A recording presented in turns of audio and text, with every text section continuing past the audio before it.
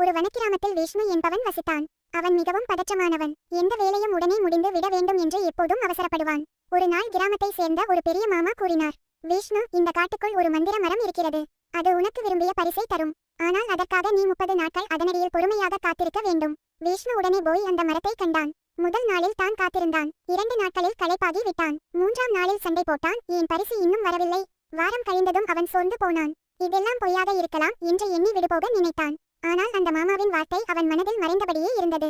விஷ்ணு அதற்கு பிறகு மனதை அமைதியாக்கி காத்திருக்க தொடங்கினான். அவன் காத்துக்கொண்டே தன் பொறுமையை வளர்த்தான். அவன் கற்றுக்கொண்டது, சில விஷயங்கள் நேரம் எடுத்தே நடக்க வேண்டும். 30 நாட்கள் முடிந்ததும் அந்த மந்திர மரம் தன்னுடைய மாய சக்தியை வெளிப்படுத்தியது. மரம் சொன்னது, உனக்கு தேவையானது பணமோ அல்லது பொருளோ அல்ல. உனக்கு உண்மையில் தேவை இருந்தது பொறுமை.